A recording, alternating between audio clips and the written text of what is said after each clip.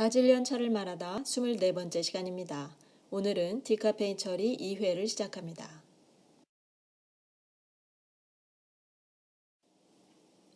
직접 용매 방식이 사람들의 불신을 받게 된 원인은 무엇보다도 유해하다고 알려진 유기용매가 식재료와 직접 접촉한다고 하는 점이었습니다. 그래서 그 불신 지점에 대한 개선이 이루어졌는데 그 결과가 바로 간접용매 방식입니다. 물을 가열해서 뜨거워지면 원재료가 가진 카페인은 더 쉽게 용출됩니다. 사실상 카페인 말고도 수용성의 맛이나 향기 성분도 함께 용출됩니다. 시간이 지남에 따라서 카페인과 수용성 성분들이 원재료에서 물속으로 대부분 이동하게 됩니다. 그 시점에서 사용했던 원재료는 따로 분리해둡니다.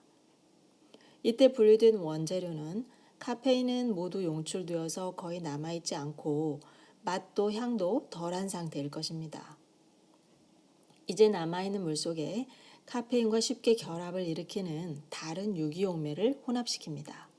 이렇게 되면 물속에 녹아있던 카페인은 새로 투입된 유기용매로 이동하게 되니까 물은 카페인을 잃게 되고 맛이나 향기 성분만 그대로 유지하게 되겠지요. 카페인 분리라는 기본 목적은 달성한 셈이지만 맛이나 향기마저 원재료를 이탈한 상태라고 하는 점은 불만족스럽습니다. 맛있는 차가 되기 위해서는 물속으로 추출된 맛과 향기 성분을 어떻게든 회복시켜야 할 것입니다. 이 회복 작업을 위해서 분리해둔 원재료와 맛이 녹아있는 물을 다시 섞어두고 거기서 물만을 증발시킵니다. 물이 다 증발된 후에는 원재료는 맛이나 향기 성분을 회복하게 되고 카페인만 사라진 상태가 될 것입니다. 100% 회복은 아니겠지만 어느 정도 회복이 이루어집니다. 직접 용매 방식하고 차이를 발견하셨나요? 인체에 유해한 유기용매가 원재료와 직접 접촉하지 않도록 물이 중간 용매 역할을 하고 있다는 것이 차별점이 되겠습니다.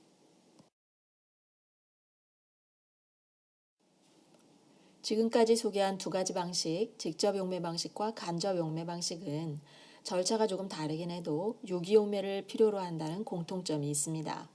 이 유기용매로 가장 자주 사용되는 것이 에틸아세테이트하고 메틸렌 클로라이드입니다. 그래서 이 두 가지 용매의 특징을 알아보려고 합니다.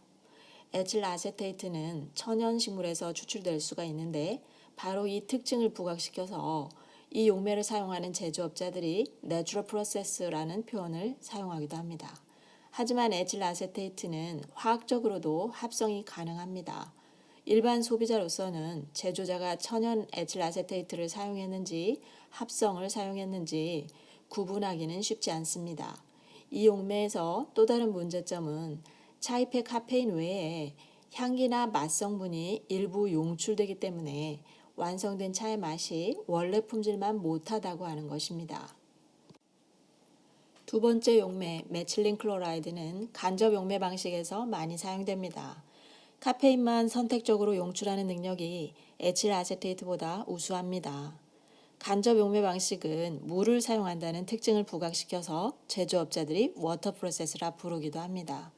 또 유럽에서 많이 사용한다고 해서 유러피언 메소드라고도 하지요. 워터나 내추럴이란 단어가 주는 순수함을 조금 지나치게 대입하고 있는 경우입니다. 이 단어만 보면 유기용매는 절대 사용 안 할 것 같은 착각도 들 수 있습니다. 메틸렌 클로라이드는 비교적 비점이 낮아서 쉽게 증발된다고는 하지만 처리 후에 제품에 용매 성분이 잔존할 가능성이 아주 없지는 않기 때문에 이 용매의 인체 유해성에 대해서 많은 우려의 의견들이 있습니다. 이 용매는 발암 물질이기도 하거니와 어지럼증, 건망증, 우울증, 또 피부질환을 일으키는 등 여러 가지 인체 문제점을 만드는 원인이 될 수가 있기 때문입니다. 페인터 리무버 드라이 클리닝 용제로도 이용되는 물질이 내 차나 커피에 들어있을 수 있다는 생각을 한다면 누구라도 편한 마음을 갖지 못할 것입니다.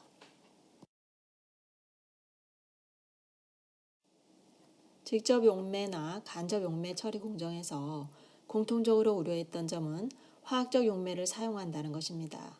쉽게 증발된다고는 하는데 완전하게 증발이 되는 건지, 그게 아니고 극수량 정도가 남아있다면 그렇다면 인체의 유해성이 누적되지는 않는지 하는 의구심이죠. 아무리 소량이라도 유해물질이라면 처음부터 섭취하지 않는 것이 가장 안전한 접근이니까요. 그러한 우려를 씻어주는 새로운 방식이 나타났는데 스위스 워터 프로세스라고 하는 방식이었습니다. 처리 과정 살펴보겠습니다. 먼저 원재료를 물에 담가두고 카페인과 맛 성분이 충분히 용출되기를 기다립니다. 시간이 지나서 카페인도 맛 성분도 잃어버린 원재료는 걸러서 한켠에 둡니다. 여기까지는 간접 용매 방식하고 별 차이가 없죠?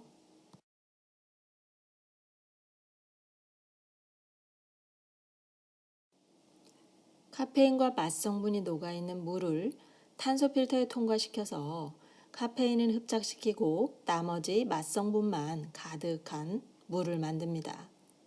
이 물에 다시 새로운 원재료, 즉 카페인과 맛 성분을 자연 상태 그대로 갖고 있는 원재료를 투입합니다. 이 부분은 앞에서 소개했던 직접 용매, 간접 용매 방식과 다른 것이죠.